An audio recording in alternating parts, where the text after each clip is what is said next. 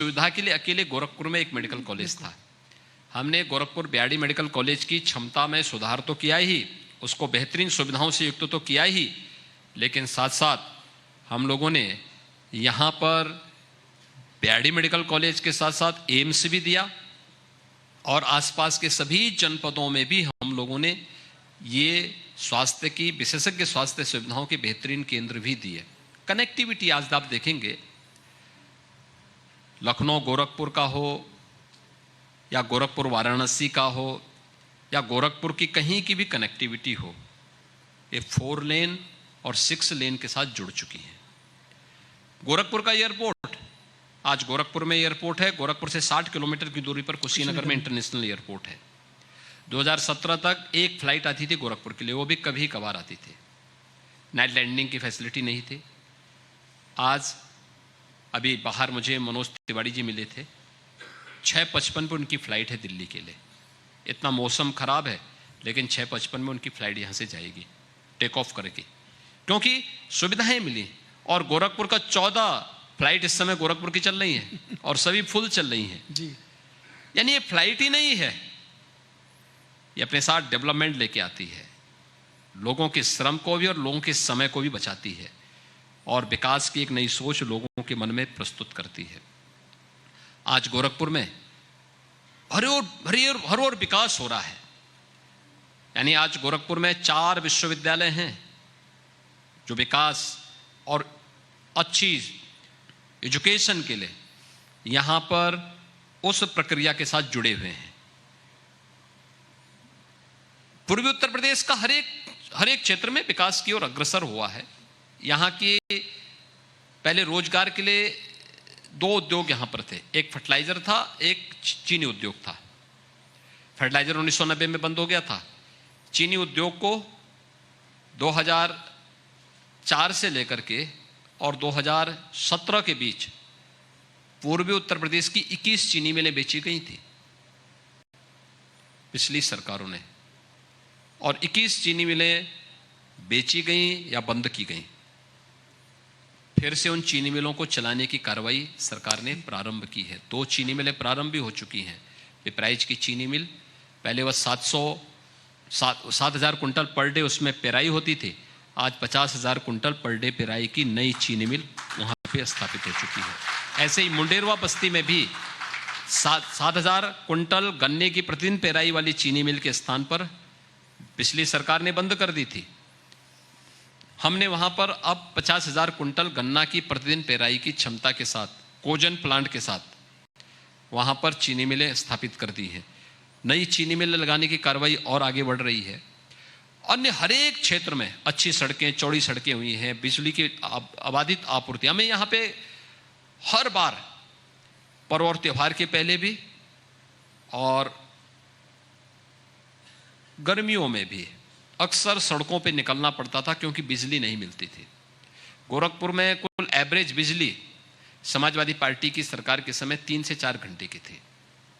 अनुमान कर सकते हैं हम किसी कार्यकर्ता को गांव में बिजली, वो भी, ये तो शहर की बात कर रहा हूं मैं, गांव में भी गांव में तो बिजली आती ही नहीं थी। किसी कार्यकर्ता को फोन किया जाता था तो पता लगता था कि साहब वो अपना मोबाइल फोन चार्ज करने के लिए गया है। यानी मोबाइल फोन तो आ गया था लेकिन मोबाइल फोन चार्ज करने के लिए सुविधा नहीं थी। आज हर एक गांव को 18 से 20 घंटे की बिजली मिल रही है और गोरखपुर सिटी के अंदर जिला मुख्यालयों में प्रदेश के सभी 75 जिलों में 24 घंटे हम बिजली की आपूर्ति कर रहे हैं। देखिए, सुधार हर एक क्षेत्र में हुआ है और इस सुधार को ही आगे बढ़ाने के लिए आज पर्यटन बढ़ा है, आज यहाँ पर विकास की नई सुविधाएं आगे बढ़ी हैं। पूर्वी उत्तर प्रदेश में अगर एयरपोर्ट की ही हम बात करेंगे, गोरखपुर का एयरपोर्ट पहले से फंक्शनल है और 14 फ्लाइट वर्तमान में संचालित है। कुशीनगर इंटरनेशनल एयरपोर्ट के रूप में प्रधानमंत्री जी ने उसका उद्घाटन कर दिया है। आजमगढ़ में हम एक नया एयरपोर्ट बना रहे हैं। आपके श्रावस्ती में एक नया एयरपोर्ट बना रहे हैं। अयोध्या में एक नया एयरपोर्ट, इंटरनेशनल एयरपोर्ट अयोध्या में बना रहे हैं हम लोग।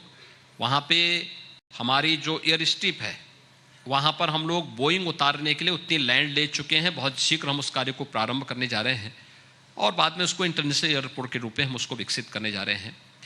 पूर्वी उत्तर प्रदेश को जोड़ने के लिए पूर्वांचल एक्सप्रेसवे प्रधानमंत्री जी ने सितंबर माह में उसको राष्ट्र को समर्पित कर दिया है। और पूर्वांचल एक्सप्रेसवे बनने के बाद गोरखपुर लिंक एक्सप्रेसवे पे युद्ध स्तर पर कार्य चल रहा है। ये केवल एक्सप्रेसवे नहीं है, ये इस क्षेत्र की अर्थव्यवस्था की रीढ़ बनने जा रही है। बिल्कुल। और अलग अलग जनपद में अलग अलग औद्योगिक क्लस्टर भी विकसित करने की योजना हमारी इसके साथ बनी हुई है और हम इस पर तेजी के साथ कार्य कर रहे हैं। इसमें हमारी टीमें काम कर रही हैं, क्योंकि यूपी की जो पहचान रही है, पहले देश का सबसे समृद्ध राज्य था यूपी, एमएसएमई उसका आधार था। एमएसएमई अगर आपके पास है तो आप बड़े से बड़े उद्योग को वहां पर आगे बढ़ने का एक अवसर दे सकते हैं। और उस एमएसएमई के साथ का एक बेस गोरखपुर आपके उत्तर प्रदेश में होने के नाते हम लोग अलग अलग सेक्टर में उसके अलग अलग क्लस्टर विकसित करने जा रहे हैं। वन डिस्ट्रिक्ट वन प्रोडक्ट की अपनी नीति को हम 2018 में इसी बात को लेकर के आए थे। और मेरा ये मानना है कि न केवल उत्तर प्रदेश बदला है, बल्कि उत्तर प्रदेश के जो सबसे पिछड़े क्षेत्र माने जाते थे, पूर्वांचल और बुंदेलखंड, ये दोनों भी विकास की दौड़ में तेजी के साथ आगे बढ़े हैं। इसका प्रभाव यहाँ की प्रति व्यक्ति आय पर पड़ा है, यहाँ के लोगों के जीवन स्तर पर पड़ा है, उनके रोजगार पर पड़ा है और उनके लिए बुनियादी सुविधाएं तेजी के साथ आगे बढ़ी हैं। और मुझे लगता है किसी भी कल्याणकारी सरकार को करना चाहिए था। पिछली सरकारों की सोच ऐसी नहीं थी, हमने उसको किया है। दूसरा, हमने यहाँ पर्यटन को भी विकसित किया है जी। देखिए, पूर्वांचल की पहचान जब आप आते थे तो केवल इसी के लिए नहीं थी कि यहाँ पर इंसेफ्लाइटिस है और फर्टिलाइजर बंद हो गया है। दो अन्य कार्यों के लिए भी ये बहुत कुख्यात था, एक माफिया के लिए और एक मच्छर के लिए। जी, शिकागो ऑफ द ईस्ट इसको कहा गया है। लोग मानते थे कि यानी शिकागो के बाद सर्वाधिक क्राइम कहीं होता है वो गोरखपुर में होता है। और ईस्टर्न यूपी में जगह जगह, ईस्टर्न यूपी में कुछ जिले तो ऐसे थे कि वहाँ के नौजवानों को कहीं, वे लोग कहीं जाते थे तो उनको होटल में कमरा नहीं मिलता था, धर्मशालाओं में कमरा नहीं मिलता था। लेकिन आज इस कलंक से उत्तर प्रदेश भी और पूर्वांचल भी पूरी तरह मुक्त हो चुका है और अब विकास की एक नई दौड़ के साथ हम लोग आगे बढ़ रहे हैं। और हम कह सकते हैं कि उत्तर प्रदेश को नंबर 1 का प्रदेश बनाने की दौड़ में पूर्वांचल भी और बुंदेलखंड भी अपनी भूमिका का निर्वहन करेगा। अभी आपने यहाँ पे जो माफिया का वर्चस्व था उसकी चर्चा की, तो ये लगभग वही समय था जब आप गोरखपुर में आए थे और आप उत्तराधिकारी आपको घोषित किया गया था और जाहिर तौर पे आप खतरे बहुत सारे थे। तो क्या ये वही उसी समय का आपका एक्सपीरियंस है जिसने आपको माफिया के खिलाफ आयरन हैंड? देखिए यहाँ पे मेरे सामने दोनों तीनों चुनौतियाँ थी जी। देखिए, मैं गोरखपीठ से जुड़ा था। गोरखपीठ केवल एक साधना की ही पीठ नहीं है, बल्कि गोरखपीठ एक सामाजिक, आध्यात्मिक और राजनीतिक क्रांति की पीठ भी रही है। और मुझे इस बात पर गौरव की अनुभूति होती है कि साधना का केवल स्वयं के कल्याण के लिए उपयोग करने की बजाय गोरखपीठ ने लोक कल्याण का मार्ग सदैव चुना। और उस पीठ से जुड़े होने के नाते मैं इस चीज को देखता था। पीड़ित आते थे वहां पे, मैं उनकी पीड़ा को बहुत नजदीक से देखता था। किसी की जमीन पे कब्जा होता था। एक बार यहां पर मैंने कई बार देखे हैं, यानी समाजवादी पार्टी की सरकार थी, गोरखपुर के एक बहुत प्रतिष्ठित परिवार है, जेल रोड पर उनकी 2 हवेलियां थी, 2 बड़ी बड़ी हवेलियां थी। और प्रदेश सरकार ने वे दोनों हवेली एक माफिया को आवंटित कर दी। उस प्रतिष्ठित परिवार ने रात्रि भर लेबर लगा करके दोनों मकान गिरा दिए। तो अगले दिन मेरी उनसे मुलाकात हुई। मैंने कहा, मैं उस समय नया नया आया था, ये 94-95 की बात है। तो मुझे जानकारी मिली, तो मैं उनके यहाँ कार्यक्रमों में जाता था अपने गुरुजी के साथ में। तो उनका नियमित था, वो गोरखनाथ मंदिर में नियमित दर्शन करने भी आते थे। तो मैं मंदिर में था तब तक मेरी मुलाकात, मैंने देखा उनको, मैंने कहा सुना है आपने अपना मकान तोड़ दिया, अब बड़ी बड़ी हवेलियां थी आपकी। तो उन्होंने कहा कि मैंने तोड़ दिया है। मैंने कहा क्यों? कहा साहब उसको फलाने फलाने माफियाओं को आवंटित कर दिया था, और अगर तोड़ता नहीं तो मकान भी जाता, जमीन भी जाती, अब तो कम से कम जमीन तो रह जाएगी, और मकान तोड़ दिए थे। पिछली सरकार में समाजवादी पार्टी की ही सरकार थी,